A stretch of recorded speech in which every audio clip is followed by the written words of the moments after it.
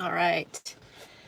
I'm using my phone to go live, so let me end this. Hold on one second. Okay, so hopefully everybody will come over to this site. I'm going to put this here, and I am going, everybody's on this other link that I had, so we'll see who pops up. Hi, everyone. I had to switch over to my phone. 1 second. Okay, I'm on my phone. Can you guys hear me? Let me know if you can hear me. Let me know if you can hear me. Just say yes. Okay, perfect. 1 second. I just want to finish doing one thing. I'm going to wait for everyone to come over on this side because we had a lot of people on the other. Hello, hello, welcome. I'll fix the view in a second. Give me 1 second. I am traveling, so I'm not at home. Give me one moment. Okay, I think this is going to work. What do you guys think? We're connected. That's all that matters. I really wanted to connect with you guys today. So, happy new moon. July 2nd. So much energy. Oh my goodness, you guys. So many things are coming through and coming in right now. I really want to share. How are you guys doing? Awesomeness Day. How are you guys? How are you guys? Okay, I am at a library in my car doing this. Brilliant, feeling. Yeah, you guys this is really powerful energy right now. And I've been writing my book, A Shift to Calm. Yeah, so as I've been writing my book, I've been connecting with the Galactic Federation of Light, who are a council of light beings that have been working with the Earth herself for millions of years as she's been shifting in the ascension process. And they've watched us kind of go through this journey for millions of years. And one of the things that they were talking about with me was, first of all, how quickly we're shifting, which is miraculous in and of itself, shifting in consciousness. But the other thing that's been coming in really strongly in the last 24 hours that they wanted me to talk to you guys about, and they are with us right now. So if I were to say what kind of energy is around us today, at least in this transmission and in this live Q&A, it's the Galactic Federation of Light. So there's always some sort of energy that is around me when I do any of my communications. And the Galactic Federation of Light is who's coming in today for us. So they are a council of 12 that also have kind of a group of 10 that are connected to each of them. So it's really a council of 120 light beings whose sole purpose is to connect to the work with the earth plane as she ascends. So I just want to make sure I can see the chat. So give me 1 second. Let me just make sure. Okay, so I've never done this on my phone. I just want to make sure I can see the chat. Okay, great. I can see you guys. Okay, so here's what the Galactic Federation of Light wanted me to share with you all right now. We have been learning lately, many of us, how to embody physically sort of the energetics that we are feeling, right? So we're learning how to move through the emotions. We're learning how to recognize our thoughts and our beliefs, and we're becoming much more embodied. And in that process, we're becoming really human and grounding down and learning how to start to enjoy this process as opposed to wanting to escape it, right? And trying to bypass out of it. this feeling of, well, there's higher states of consciousness for me to be in, and I really want to be in those blissful states, so let me try to get myself there. And yet we get pulled back down into our physicality, and it's like, oh, I got to stay right where I am. I got to be human. I got to anchor down into this space that I'm in, this third dimensional human form, right? So we've been practicing that. We've been learning that.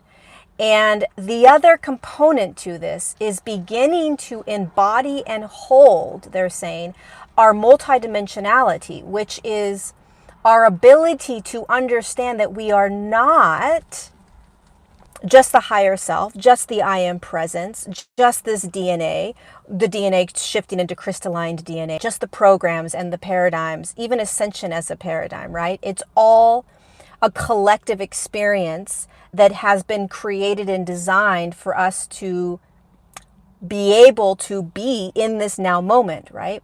And so can we start to hold that we are so much more than the humanness of us, and yet not escape the humanness. So embodying, breathing, living, loving, being, not loving, right? Feeling all of this humanness, because eventually we won't be experiencing the anger and the rage and the insecurity and doubt and jealousy and all these feelings that we don't like to feel. We are eventually not going to be feeling those, but in the meantime we are. And at the exact same time, what this Federation wanted us to think about is, as you're walking about your day feeling that anger, feeling that rage, or just feeling really embodied, can you at the exact same time remember that this is an experiment, that I am dropped in to this experiment, and guess what? Every single other human being dropped in as well,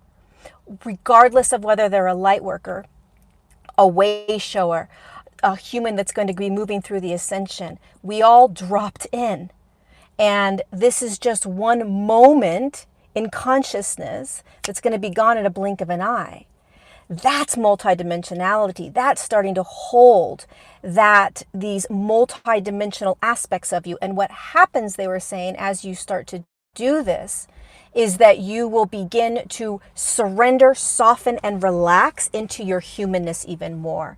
You really start to relax into all of this. You don't take it so seriously. You start to remember, even in the depths of your human pain or human struggle or suffering, you can start to tap into, at the exact same time, I'm here experiencing this. I'm in like a playground. I'm in an experiment. This is going to go by quickly, right? Like I am, and you're not just the higher self. You're not just the I am presence.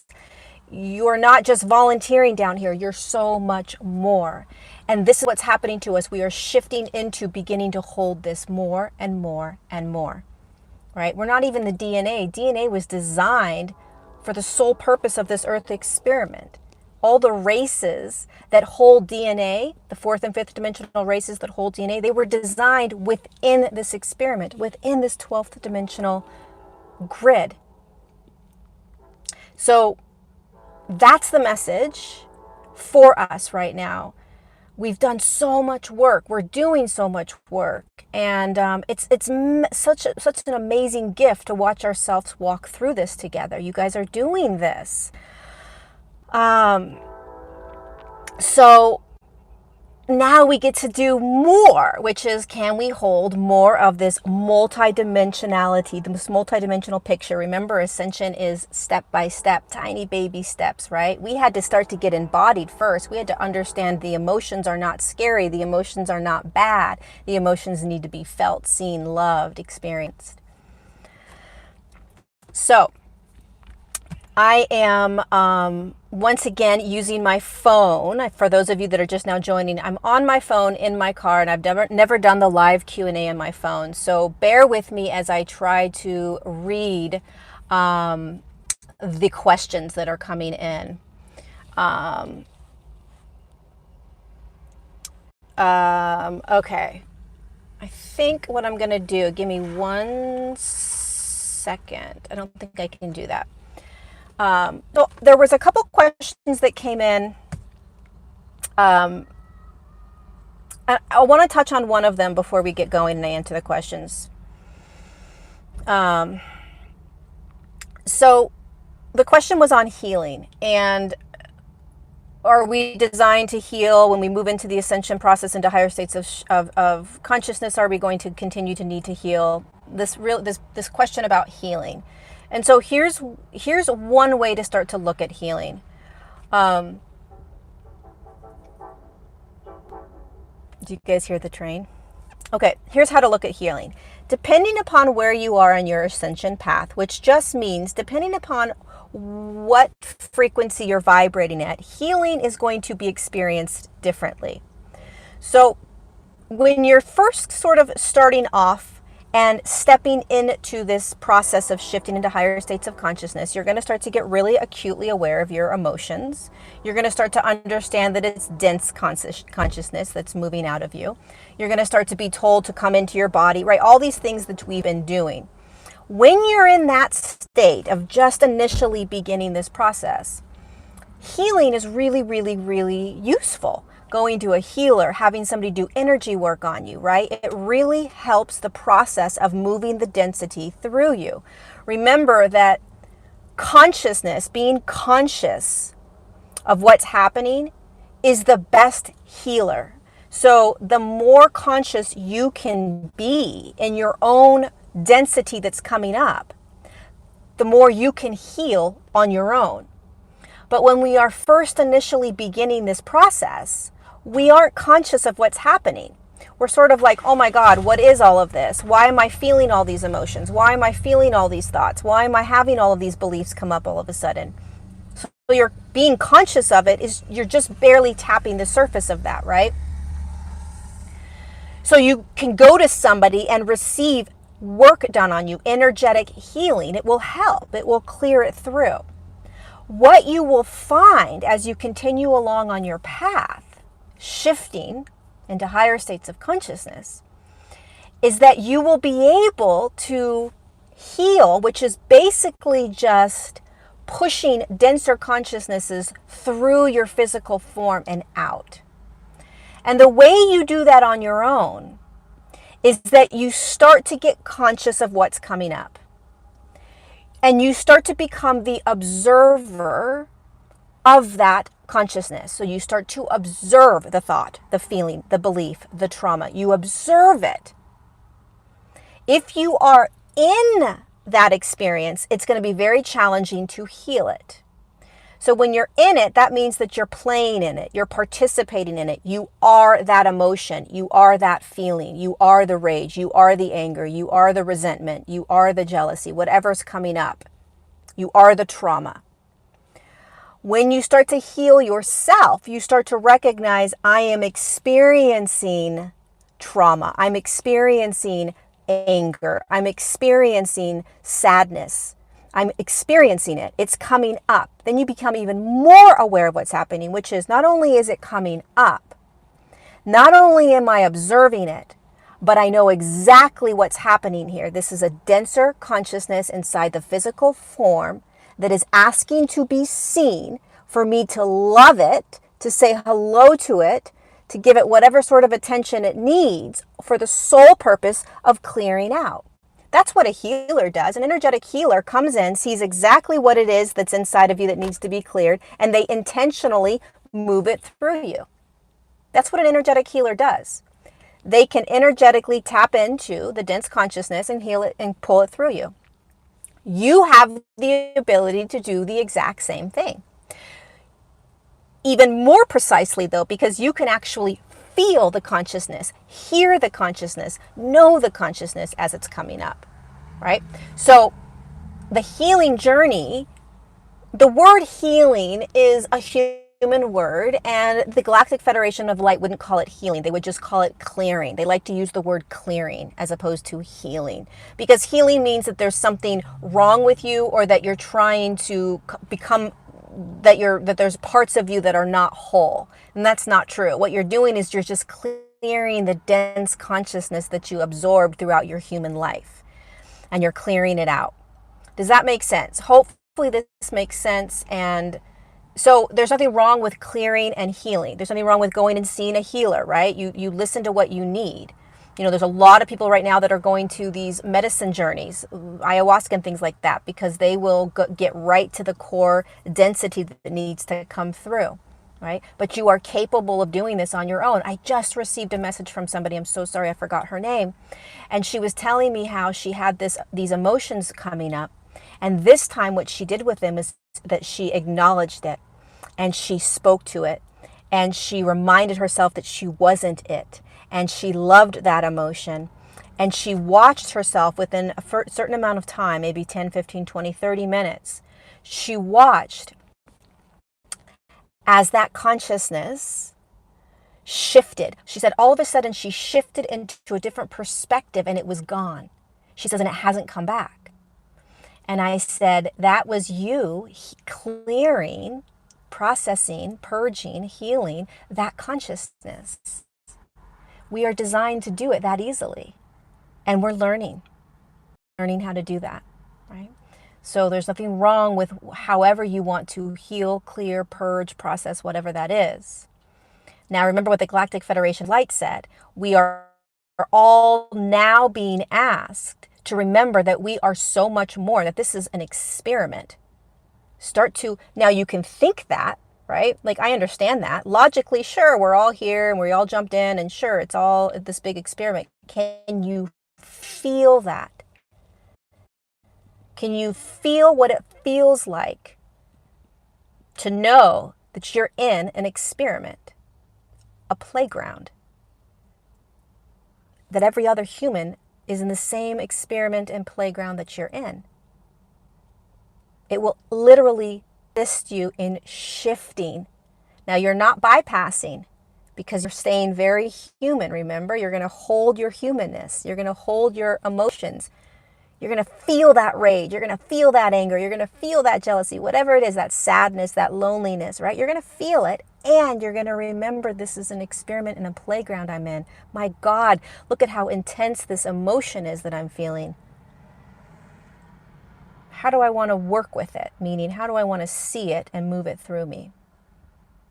Right? It's where we're going, you guys. We're all ready for this. So start practicing it. Otherwise, it wouldn't be coming through right now to you. This was a message that came in last night and this morning. So we're all ready for this. And it's not spiritual bypassing. Spiritual bypassing is saying, I don't want to be a human being. I don't want to feel my human emotions. I'm going to try to skip out and move into a blissful state at all times and ignore what I'm actually feeling. I'm going to skip out of being a human being and feeling annoyed and frustrated with humans and pretend that I'm in this higher state, this love state all times. That I'm love and light and bliss and all of that at all times. And I'm going to forget that I'm an actual human that has all of the normal human emotions that we have as human beings. Discarding is when you're not honoring the humanness of it, then you're missing out on the half of this journey. And by the way, when you bypass, you're going to be thrown right back down eventually anyways. Okay. So, I have been so taken by you and what you are sharing. Someone is understanding. I was wondering about myself. I'm going to try to figure out how to do this. If a starseed is an alcoholic, is he still helping ascension? If a starseed is an alcoholic, are they still helping ascension? Yes, and they will eventually not be an alcoholic and help in the ascension process even more. So, if you are in an addictive place where you are having addictive behaviors, but you know that you are, first of all, the human being needs to know that they're a starseed first and foremost, and that they're here to do some sort of purpose work or mission work, right? If they are not there yet and they're just in the alcoholic pattern, then it's up to them to remember who they are and step out of that pattern. So if you're speaking about somebody else, that person has to do this on their own. And you will most likely find many light workers that are actual, authentic, and authentic, and start to do their work, will fall out of or shift out of any addictive patterns that they have. So it would be really difficult for an alcoholic to keep moving forward on their path, doing their work as an alcoholic. So if they're currently doing their work on the earth plane and they're an alcoholic, they're probably exhausted. And they will absolutely unequivocally be pushed to no longer drink at some point, if not already. It sounds like this is somebody, you're speaking about somebody else. And so, you know, they will eventually shift out of alcoholism. Most of us will shift out of any addictive patterns.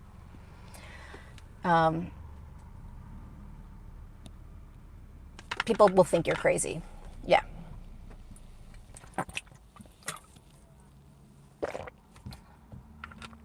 Do more meditating. It's always useful to do more meditating because it quiets the mind, and then it allows you to hear other aspects of yourself speaking to you. It allows you to hear other beings speaking to you. And whatever resonates, whatever sort of meditation resonates with you, that's the one you want to do, right? Whether it's a walking meditation, a sitting meditation, whether it's exercise and that's when you meditate, whether it's driving and you're meditating, right? The purpose of meditation is to kind of quiet the monkey mind, the kind of egoic structure that's always there, so that you can hear what's behind that, right? You want to hear what's behind it, which is your higher self, your I am presence, the guides that are around you trying to come in and connect and talk to you, right?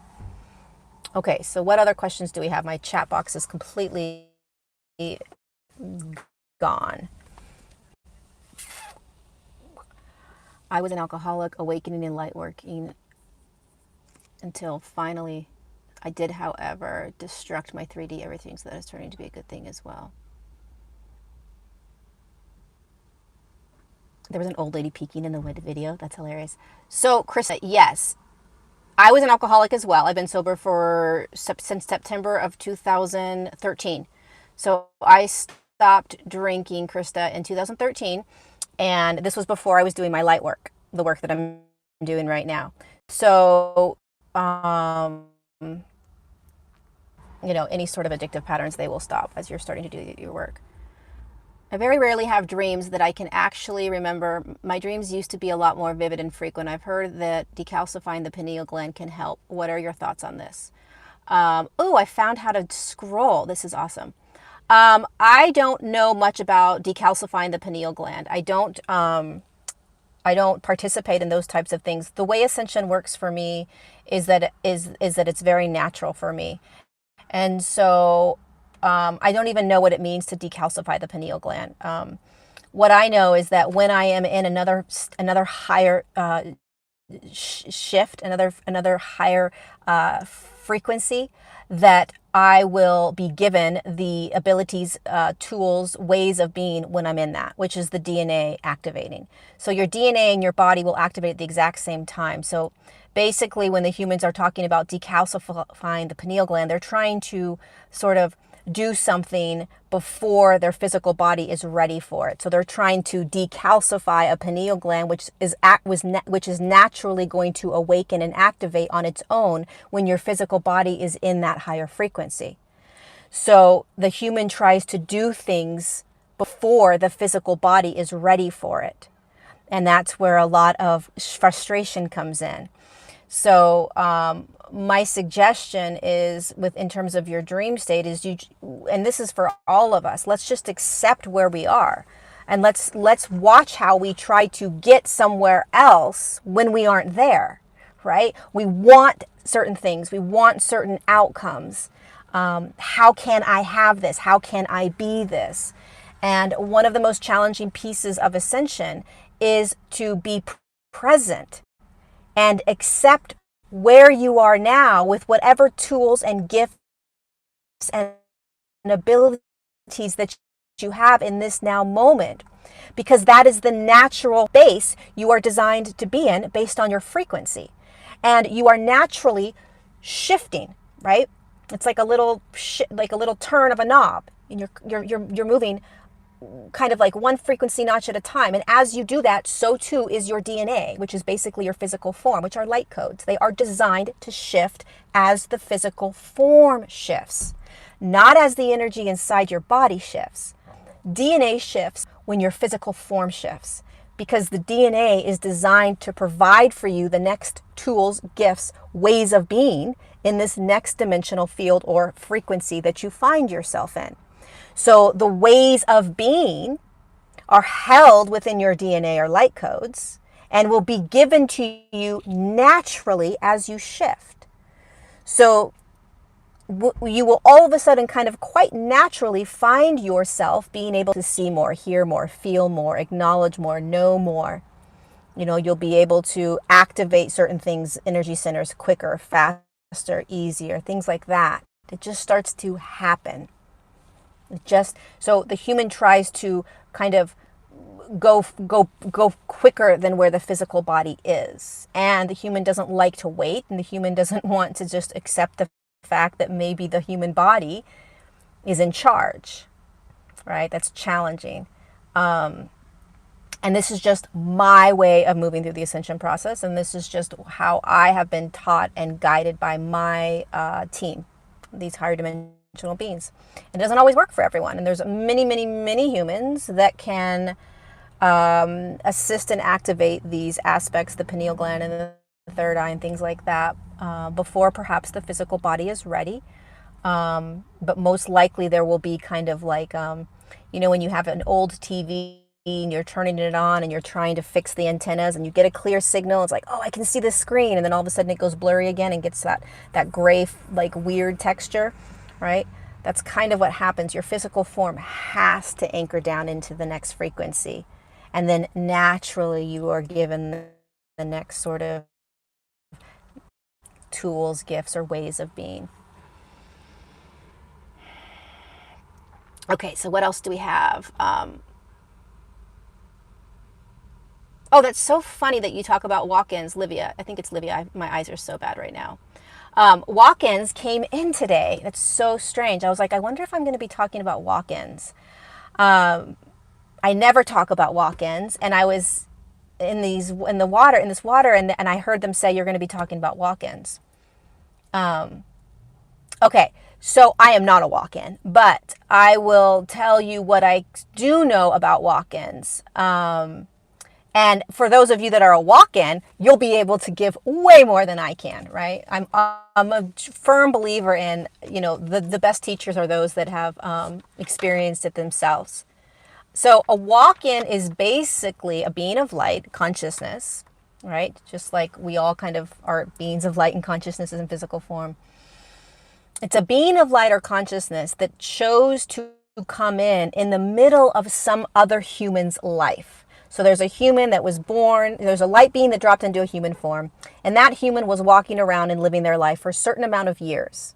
And then at some point, and you guys can clarify this for me, at some point there was an agreement where this other being of light was going to come into this human's body, and this being of light was going to exit it. And it could have been when the person was 10 years, 20 years, 40 years, 50 years, right? It doesn't really matter the time frame. But the being of light or the consciousness, these are typically really powerful and potent light workers.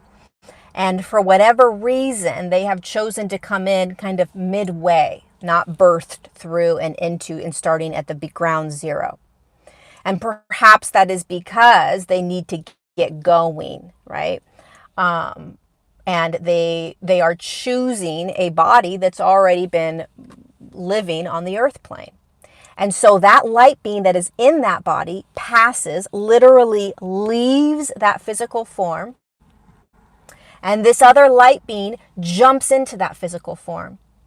So for people that have known walk-ins, right, literally their entire beingness changes.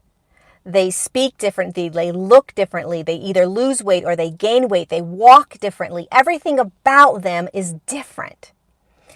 And so there's a lot that can be, if you're aware of somebody in your life, then that was a walk-in, you could probably look back and say, oh yeah, I know when it happened. This is when it happened. This is when when I could tell that there was an energetic shift. And the one of the biggest reasons for it is, it's not that this light worker missed the boat in terms of coming into their physical form, but it was like, I need to come in now, I need to do my work, and I need to do my work now. I don't have time to go through the aging process, like being 1, being 2, being 3, being 4. I need to come in and just do the work.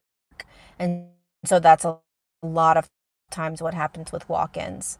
And so when you meet a walk-in, or if there's spiritual teachers that are walk-ins, they probably have gotten to work pretty quickly. And they probably dropped in, and as soon as they dropped in, they started doing their work. If they know when they dropped into the form, they probably started doing their work right away. If that makes sense. Let me try to get into the chat box and see if it makes sense. I don't know if you can walk into a planetary body. I think you're meaning like Earth or like a planet. So I don't think so. Have you ever heard of a braided soul walk-in? I have not, Sandra. I've never heard of that. Did you know why do I have pain on my medulla? Allie, why do you have pain in your medulla?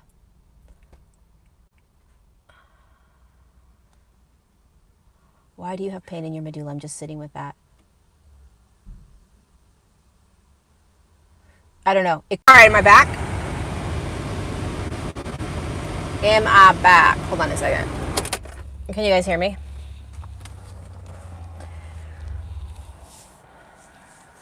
Let's see. Oh, I'm back.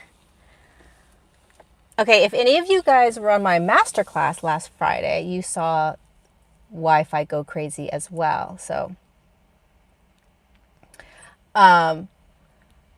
it was really strange, Corinne, that what happened on the masterclass. So last Friday I did a masterclass. I was 90 minutes in, and I literally just got kicked out, like gone, kicked off. So I'm redoing the masterclass this Friday. If you want to join, you can still join. The link's down below. Redoing that masterclass, but I am back, and let's keep going, shall we? It was crazy. The energy was so palpable in that masterclass, and I'm excited to do it again on Friday in a much better location. Okay, so let's do this. Light language with the hands means. So light language with hands just means that you are using the hands as a way to express that energy. Lots of times when I talk, I will use my hands as a way to kind of get the energy out. It helps me express the energy. So especially with light language, you are literally translating higher frequencies through your body. So movement, sometimes a lot of people will actually physically move their body. And so moving the hands is just your way of kind of expressing or moving the frequency and energy out. That makes sense.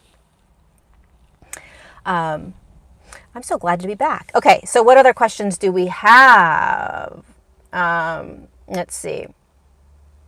Oh, spiritual pressure. Yeah, so not spiritual pressure. I was thinking when you were talking about the medulla. Shoot, I forgot what you said. I was tapping into, Allie, that it was energetic pressure, right? So there's some sort of pressure. You have to understand what's happening with us, you guys. There's a huge amount of high frequency light that is coming into our physical forms. And it is rearranging a lot of denser consciousness. And so I never look at things as physical symptoms or physical ailments. I always look at things as energy. And so it's like, oh, there must be a lot of energy moving around that part of the brain. Reconfiguring it, perhaps clearing something out that got stuck in there energetically. I don't know what your actual symptoms are or how you know that there's pressure there. But I would look at it more as huge amounts of energy coming in. And in that particular part of the body, there is pressure because it is processing, clearing, or activating something, opening something up, right? Something's going to burst or pop. The word that they were giving me before I got cut off was pop. Something was going to be popping for you. So it's all good. It's all going to be good. Okay. What's our next question? What is this one? Do you know what kind of being would present themselves as a tall, blonde, beautiful man with blue jumpsuit? I thought maybe Galactic Federation of Light, but I'm not sure. A tall being. So there's a lot of galactic beings. I'm going to move myself here. There's a lot of galactic beings that look very similar. That sounds like a Palladian. It sounds like it could be a being from the Antares system. It could be the Ashtar Command. So the Ashtar Command is very similar to the Galactic Federation of Light. The Ashtar Command they look very much like humans, but they're galactic beings. So they're actual, when you encounter the Ashtar Command or even the Galactic Federation of Light, they have brought themselves down into a little bit lower frequency in order to engage more easily with the human. So a lot of times if you see those beings like you were talking about, it's very possible. I'm thinking it's maybe perhaps part of the Ashtar Command. Because the Ashtar Command has been coming in really strongly with people. There's a lot of councils that have been coming in pretty strongly with people right now, humans, including the Galactic Federation of Light. Yeah, and they're held, these councils are in, a lot of the beings are in spaceships, but the councils, the Ashtar Command, the Galactic Federation of Light, and many other councils, they are here to work with and help and assist the humans in a very, very palpable way. And so their ships are very close to the Earth plane. And you will have more vivid or visions of these beings and their ships more and more as we begin to increase our frequency and engage with them. I would trust what you hear. So I think you're feeling like it's a council or a federation or a group, and I would ask yourself if the Ashtar Command sounds resonant. That's a lot of times, you guys, when we're trying to connect with these beings and we don't know who they are, you want to kind of just tap into what's the first thing that pops into your head. It kind of felt like this, or I thought maybe it was this. And then you kind of want to engage more and ask them, are you this? Are you that? Are you the Galactic Federation of Light? And you're not really receiving anything. Okay, are you the Ashtar Command? Not really seeing anything. No, but we're similar to that, right? What you guys are going to start to notice and recognize as you start to engage with beings around you is that you have to just start to engage with them, and you have to start asking questions. So you can't just sit and want them and, ask them to come in and just wait. Okay, I'm just going to wait. Who's here? What do they want? What are they saying to me? You have to engage. You have to ask questions. You have to participate. And so it requires a lot of our own persistence, a lot of our own asking and asking and asking and playing in that imaginary space until we eventually start to trust and believe what we're hearing. It takes time. Okay, what else do we have? What other questions? Are we individually, hold on 1 second. Are we individually affiliated with a specific council, or none, or all? All of their agendas are positive. Yes. So all of the agendas on the count on counts. First of all, yes, they're all positive. So all of these the collectives and councils and federations that are working with the humans are all positive. That's all for the purpose of not only assisting the human in their own process and their own journey and their own mission, but the Earth herself as well. And not everybody first of all, you're not necessarily from that council. You choose to play or participate with that council. So when you come down into human form, you contract with that council or with that federation to assist you in your work down here on the earth plane. So it's a contract for the most part. Many of us have been in their ships. Many of us are familiar with them. We know that the work that they do, but they are also from different consciousnesses. So the Ashtar Command is from many different consciousnesses. The group of them that created the Ashtar Command are all from different star systems or collectives or realms. Right? And same with the Galactic Federation of Light. They make up 12 different galactic beings, right? So we're not from a council or a federation. We contract to work with them when we're in physical form. Ashtar is not Vatican. I don't know what that means. In terms of are they peaceful and coming to help in terms of positive? Yeah, I mean, you want to, I just finished part of the book where it's talking about how those fourth dimensional races are not palpably kind of physically moved down into the earth plane with us participating. But there are many, many humans that are connecting to them off the earth grid. And so they are participating with these races, but it is not impacting the earth plane because they are participating with them off the earth plane through the etheric realm, even though it feels very real and as if it is occurring on the earth plane. But there are many, many human agendas that are not for the highest good, but they have nothing to do with these races. So the races themselves may be communicating and working with that human, but the races themselves are not physically playing in this earth plane anymore. I go into a lot of detail about that in my book. So, it's important to just pay attention to, humans that are talking about experiences, collectives, councils that are grounded in fear. Okay, next question. That was a good one. Okay, quick personal tips you've found useful to astral project.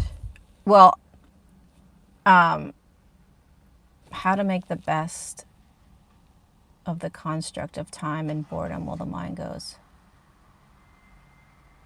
I just wanted to add that the being I met in this spaceship told me he was my soulmate and that part of him was on Earth and part of him was in the space. Oh, that's cool. Okay. How do you astral project? Well, astral projecting has always been very, very easy for me. I have a video on my YouTube channel that talks all about, I think it was like 5 or 6 steps on how to astral project.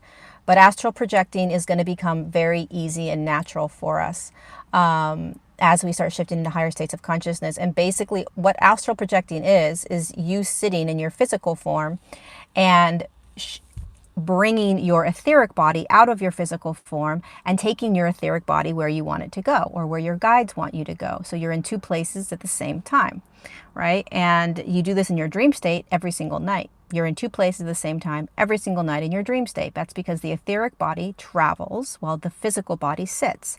And that's what astral projecting is. It's the physical body sitting and the etheric body or the light body traveling, except when you astral project, you're consciously awake. So it becomes very challenging because you are doubting or wondering, and you have to really use your imagination to astral travel, which means that you have to allow yourself to tap into those higher dimensional fields that you go into. And the only way you can access them is through the imagination. And so you have to break down that barrier that the imagination is fake or false. And you also have to start to get comfortable with being in a physical form and in the etheric body at the same time. 2 places at the same time. So you just practice by kind of, if I were to give you a quick kind of rundown on how to start astral projecting, or by location, right? You want to sit in a quiet spot, close your eyes, right? And bring yourself into your body, ground yourself down. You want to get in the physical form. The easiest way to astral project is to get deeply grounded into your physical form. And then once you're grounded down into your physical form, you want to invite in any guides that want to walk with you through wherever they're going to take you, right? I always bring in guides to take me where I need to go. And if you know where you want to go, right, certain portals, certain dimensions, certain ships, whatever, then you can ask for you to be taken there. Otherwise, you can say, you know, take me to where I need to go for my highest good.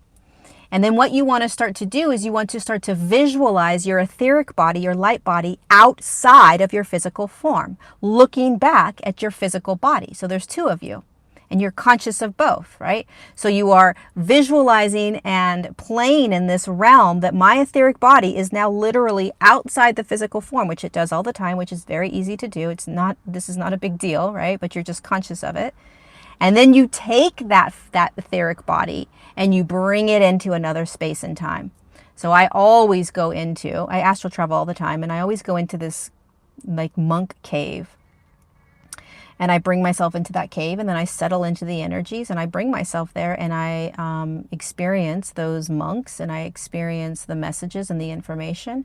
And so that's the best way to practice. Hopefully that helps. And again, there's a video I have on my YouTube that can help out.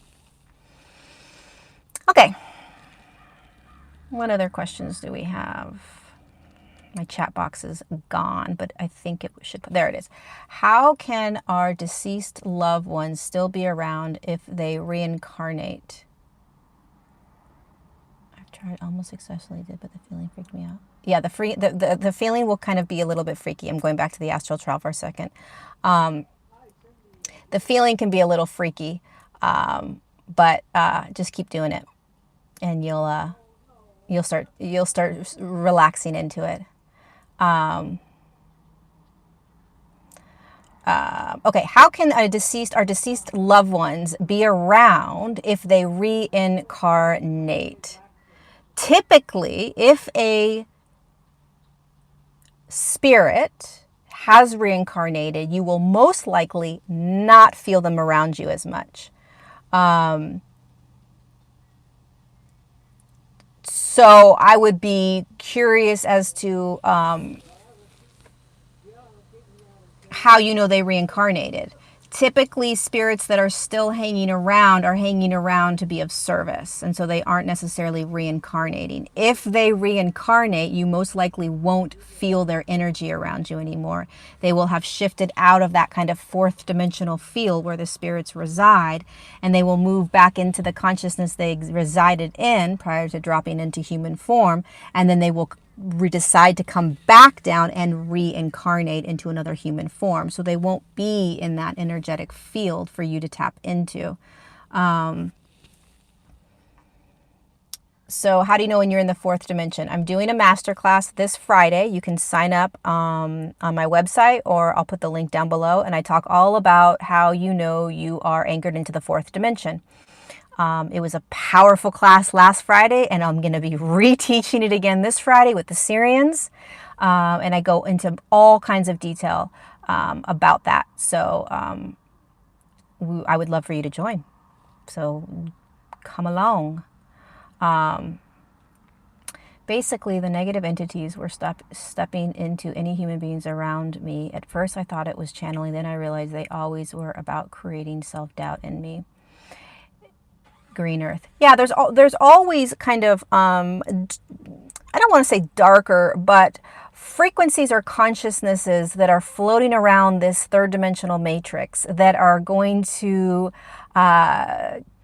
sort of, they can come into your field and into your channel and sort of lower your vibrational field, create self-doubt, insecurities, all kinds of stuff. So you just want to feel. The more you are aware of your resonance, the more you are aware of how you are feeling and experiencing energy, and the more you realize that you have free will and choice in whatever comes in, that you are not a victim to any energy, then you can navigate it a little bit easier.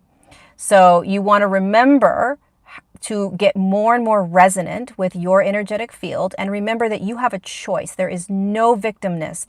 You're not a victim. No one's a victim. Nothing's happening to you and nothing's coming into your field without you either consciously or unconsciously understanding that it's coming in. So you want to just get real clear on what you're feeling and experiencing, and then you want to call it out or call something else in.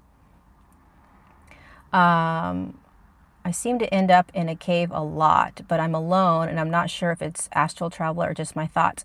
If you find yourself, sorry you guys, if you find yourself in a cave, you are in a cave.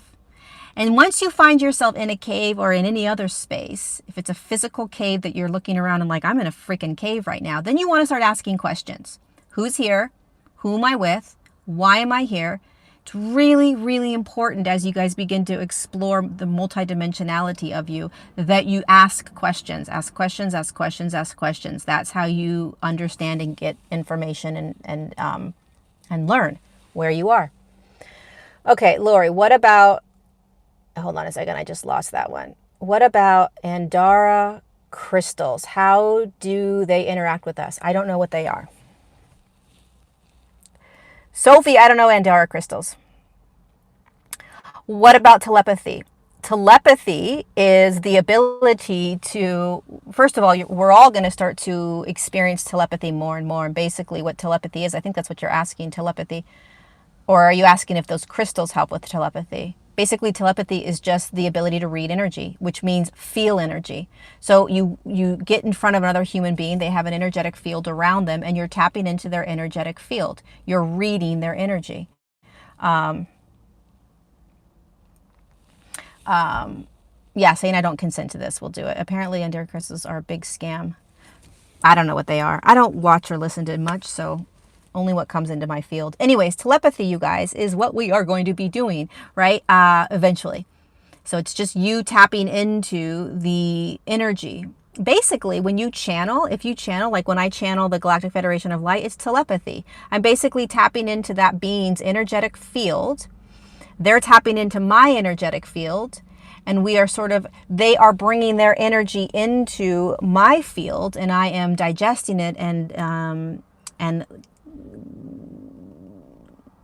creating words out of their energy, right?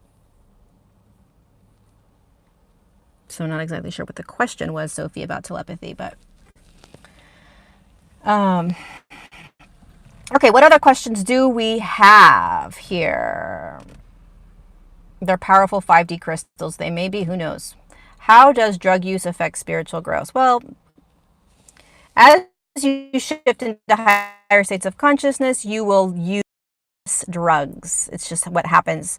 You'll use less alcohol, put less things in your body. As you shift into higher states of consciousness, you will not want to alter your vibration, your consciousness, many of that. So, and there's nothing wrong with any behavior that you may or may not be participating in. But as you shift into higher states of consciousness, you will not crave anything in your system that's going to alter your reality. It just won't. It won't be necessary. You won't desire it or crave it. Is it stopping? This is a question we get all the time. Is it stopping your ascension journey? No, ascension's happening naturally. You're naturally going to continue to shift into higher states of consciousness. And if you're doing drugs, you will eventually stop doing drugs. It just will naturally start to happen. Yeah, telepathy is getting really big for a lot of us. Drug use affects spiritual growth. Again, I think I answered it, but how does it affect it? So you want to keep as clear of a channel as possible. So the less drugs you can do, the better off you're going to be. The less alcohol you can drink, the better off you're going to be, right? But there's no right or wrong. So whatever you're craving or feeling the desire to do. But just know that as you shift into higher states of consciousness, you won't crave those things. If you have an addictive personality and you're addicted to drugs, you're addicted to alcohol, you will slowly, courageously, and compassionately find yourself no longer craving those things. You'll no longer be able to do those things. Were many souls trapped in the fourth dimension until recently? I finally met my dear dead best friend in dream state last night after years of trying. Post her plane crash, I had to tell her she was dead. I don't know about that. I know very little, Kelly, about spirits being, if anybody has any information on that, please let Kelly know. I don't have much information in terms of beings being trapped in that fourth dimensional field, but I do know that that has happened, and I do know that that it happens a lot, I think.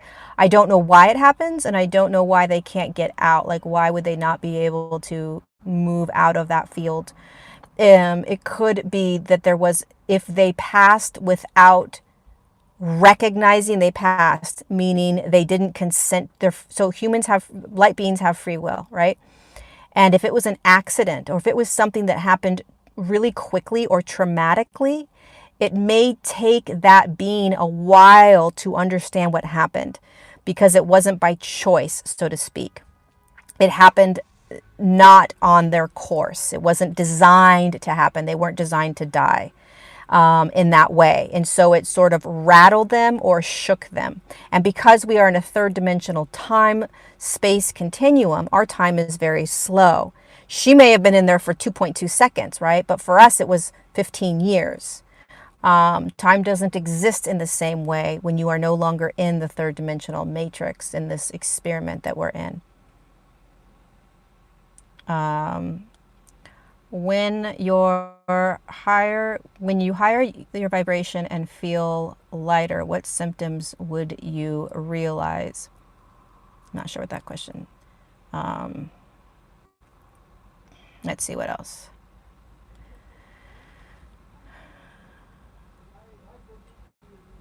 Parallel portal entities. Parallel portal entities. I don't know what that is. Parallel portal entities. I don't know what that is. I'm not exactly sure of that question, so sorry.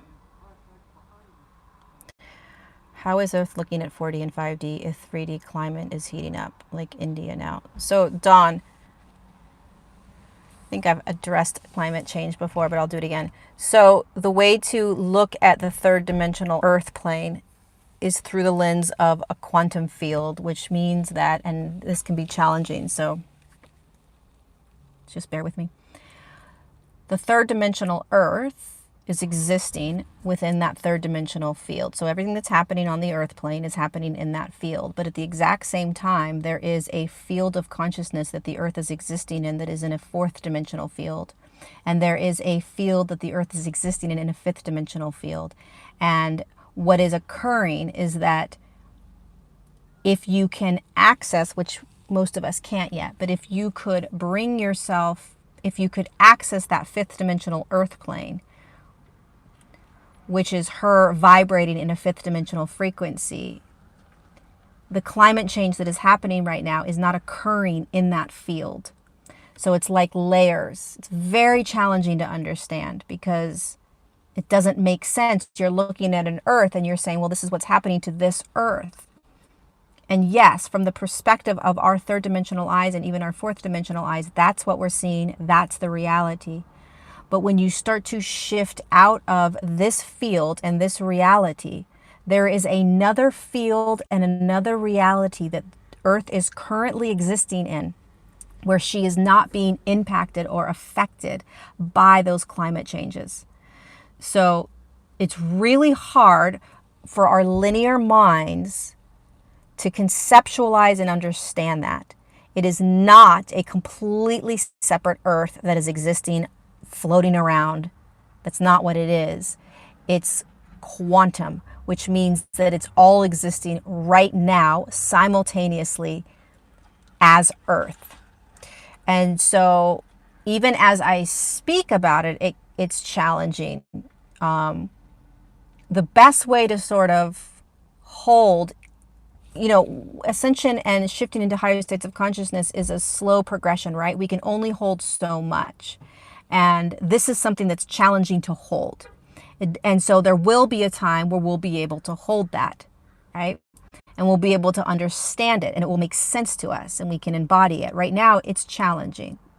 But what I can say is that there is an aspect of the earth in another field, just like there is an aspect of us that is our higher self, right? And our I am presence. That's an aspect of us that is existing right now in a higher dimensional field. That higher self is not impacted by the trauma that we've been occurring in our life, that we've had, right? The higher self is held in a higher dimensional field, yet still an aspect of us and in us, as us.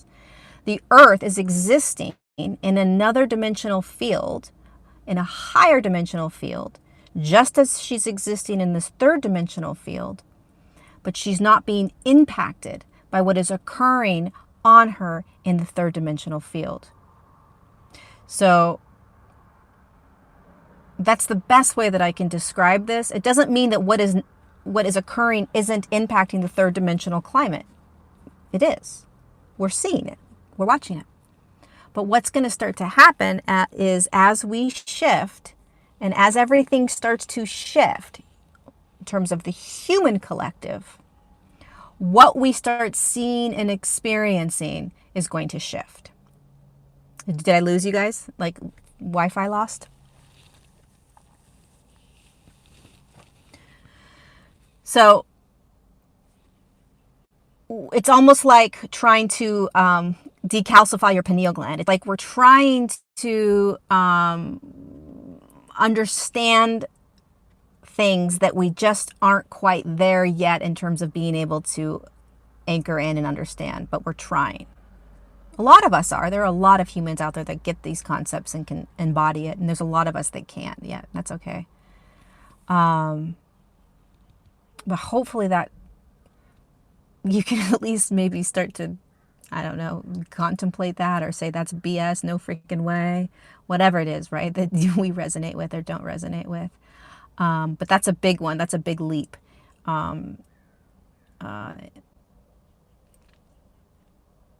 Weed makes you sleep better. That's good. Weed makes a lot of people sleep better. As you start shifting into higher states of consciousness, you won't need weed to sleep. Nothing wrong with needing weed to sleep. Thank God there's weed that you can use to sleep. Right? It's all the way we look at it. Okay, there was another question and I lost it. I hate doing this on my phone. I'm going to do a couple more questions and then I'm going to jump off. I'm sorry, you guys, that this was sort of like ad hoc in the car, but I didn't want to cancel the YouTube. So, okay, so as we ascend, we will bring... So Gaia is already there. So what's going to happen is that as more humans ascend, as the collective starts ascending, the collective is going to start to find that higher frequency of Earth. So it's almost like you're going to start to watch climate change disappear. Or I don't know how it's going to happen in terms of like the actual what we're going to see. But the Gaia is already there. And so she always goes first. And so we, as the collective starts to increase their vibrational rate, which is already happening, right? As more things are collapsing, we are shifting into higher states of consciousness. So it's a really beautiful thing that things start to almost get worse or collapse because it's bringing it into the light, right? It's the same thing that happens to the physical form. As we feel more and more of that density, we are able to consciously look at it and then clear it out. That's what's happening on a collective level. The darker, denser shit is coming up. We're starting to look at it, and then it's clearing out of the collective consciousness. As the collective, as much of the collective as possible, starts to shift their frequencies collectively, which is what's happening, then what you're going to start to see is that the reality that the collective is holding is not the same anymore. So you're going to start to see the climate change isn't the way it used to be. That things are starting to clear up, shift, change. You know, you're going to start to see these things happen as the entire collective starts to shift. So what's happening right now is that all of us as way showers are on the front lines going, how is this going to happen? What's happening? I don't understand this. I don't know how in the world we're going to be moving this way because we're the way showers. So we're kind of we're moving first before the rest of the collective is moving with us. So it's almost like you're trying to figure out what you intuitively know is going to happen, and yet you're looking out saying, how is that going to happen? It's not happening yet. So it's already done. She's already there. We're moving there. We're not going off the planet to move there. She's holding this in another frequency. And so basically what you want to remember is that the collective is going to pull the reality. The collective will pull the new realities into our knowingness.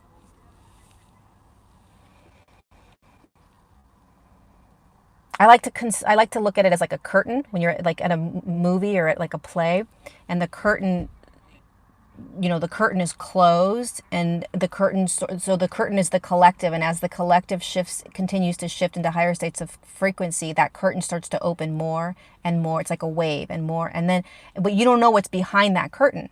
Everyone's telling you what's behind that curtain, but you're like, I don't know what's behind that freaking curtain. I can't see anything. All I can see is what's in front of me, which is popcorn and hot dogs and whatever, right? But as the collective shifts, the curtain starts to open and open and open and open and open and open, and your reality changes. There is something behind that curtain. Okay. One more question.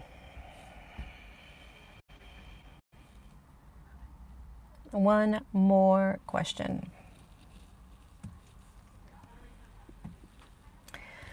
I don't like doing this on my phone because I can't see the chat box.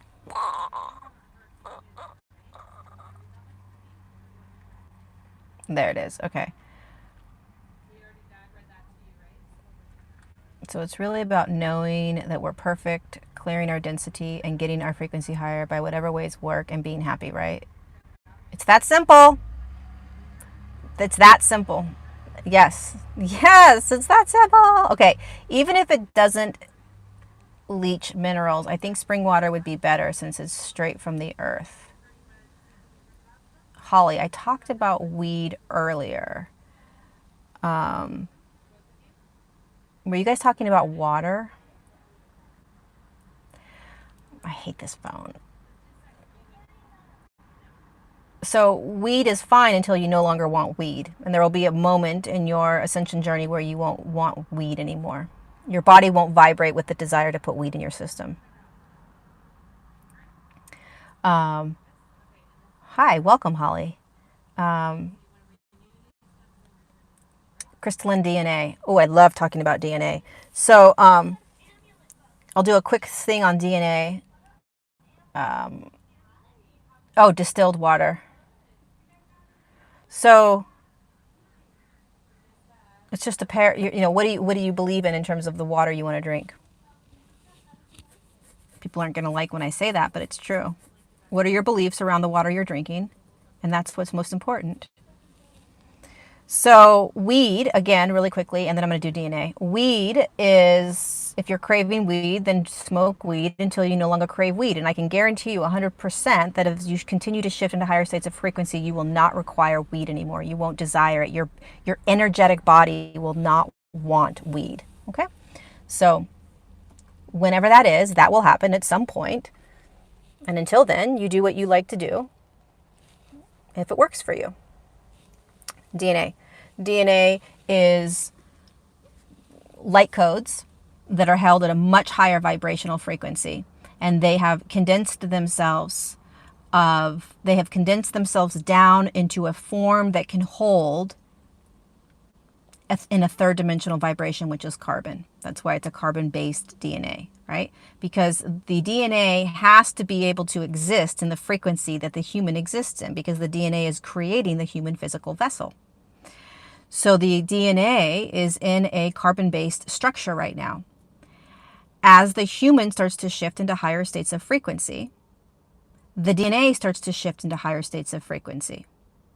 So what begins to happen is that carbon starts to shift into higher states, higher light frequencies, which eventually, in a fifth dimensional physical form, it turns into a crystalline nature. So between a third and a fifth, you move through a fourth dimensional phase. a fourth dimensional field. And that is when the DNA is turning from, it's almost like it is moving through the process of shifting. So it's like, I don't know the word I'm trying to use. Almost like imagine the DNA is going through like a sifter type of thing, or not even a sifter, that's not a good word. When you turn metals into other structures, right? So basically in the fourth dimensional field, that carbon is restructuring itself and lightening its load, so to speak, becoming lighter in dimensional frequency, and going to come out of that fourth dimensional field into the fifth dimensional field with that human fifth dimensional body in a more crystalline form. And eventually, as that human form shifts into a sixth dimensional field, the DNA is going to shift into a sixth dimensional form. So the DNA is only carbon until it is shifted into another dimensional frequency, and then it becomes that form. It shifts itself into whatever structure it needs to in order to hold itself in that physical form. And it knows how to do this. It's designed to do this, just like your form, just like your physical form knows what it's doing and it knows how to do it. Your physical form knows how to shift into the next highest frequency. It knows how to shift into the next dimension. It knows what it's doing. And it knows that the DNA or light code, which is just energy and consciousness, will turn on and assist it and provide the human with all the tools and all the gifts and all the ways of being, right, as it moves into that next dimensional field. So they're hand in hand. The DNA and the physical body go hand in hand. So just imagine DNA as light codes. Imagine the DNA is energy, consciousness, information, and it needs to be stored within the physical body. So based on what vibration your physical body is in, that is going to tell you what form the DNA is in.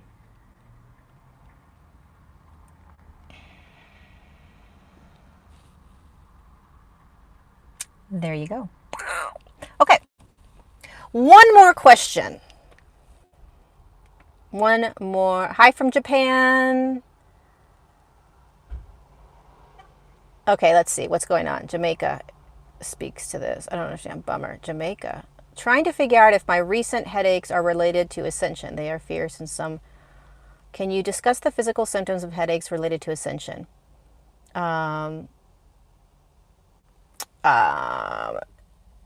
It's possible that the headaches are related to the ascension. Again, the headaches can be very similar to the to pressure in the head, pressure from energy coming in. So when energy comes in, it comes into the top of our crown first and foremost.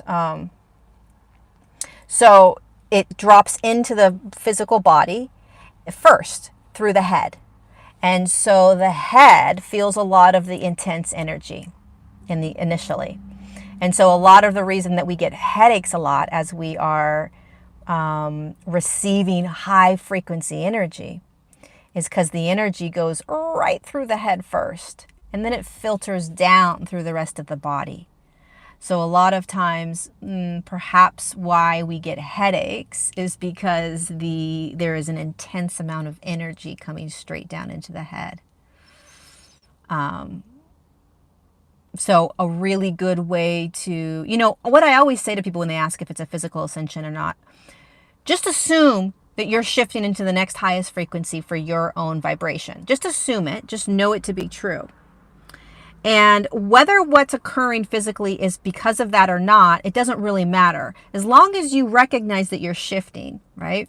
And how you respond to that physical ailment is going to be the same, I think. I would have the same response to a physical ailment, whether it was an ailment from the ascension process or just something that popped in. I would still drink a lot of water. I would still get outside and breathe some fresh air. I would still perhaps take an aspirin if I needed to, if it was pretty intense, right? Like, you still want to deal with your physical ailments in the way that you need to deal with them. But I would always assume that you are constantly shifting into the next highest vibrational field. And it may or may not be because of that. But the reason that a lot of us have the headaches is because the high frequency light that's coming straight down through the top of the head.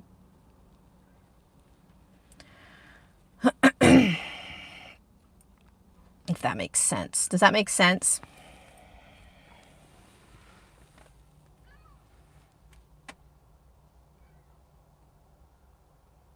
Oh, yay, Judy, you're going to join us. Okay, great.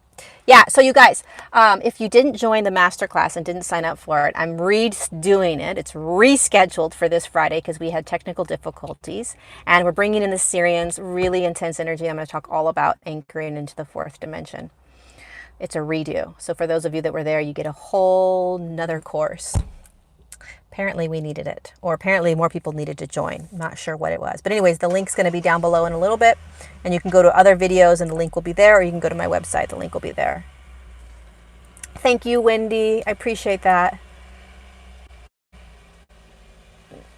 Where this energy comes from and for. The energy comes from the sun. So the sun is designed to bring in high frequency light and light codes and to assist in the humans and the Earth's ascension journey. So a very simple answer is the sun. And that has been designed perfectly by the Earth.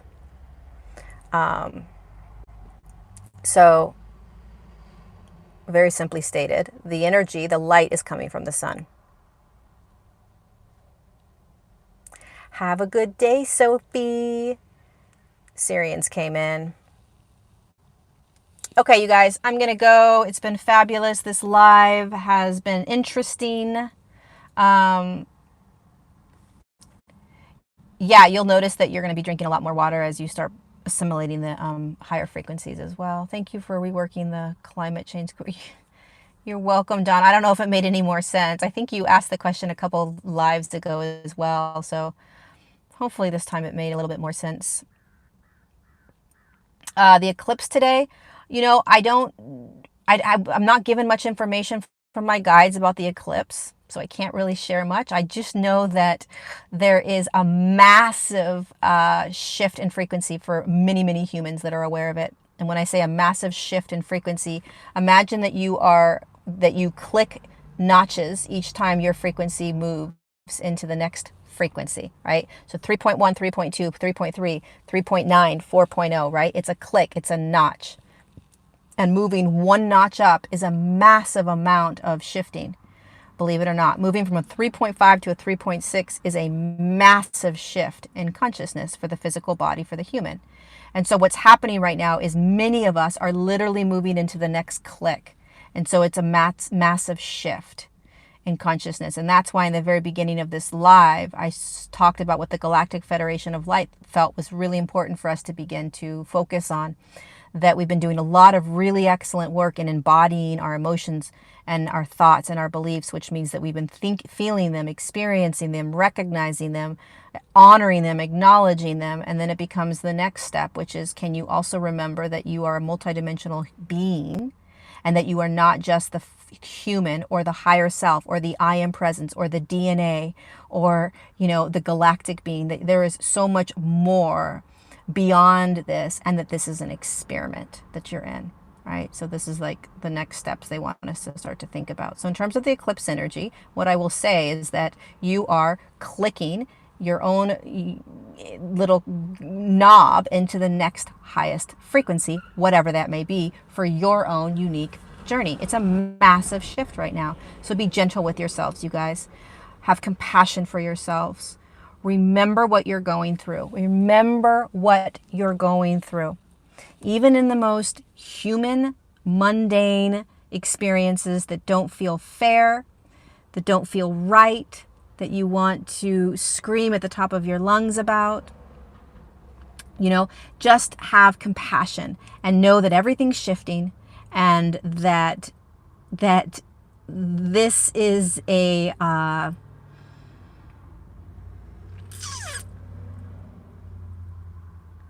the best thing you can do for yourself is just try to have as much compassion as possible, okay?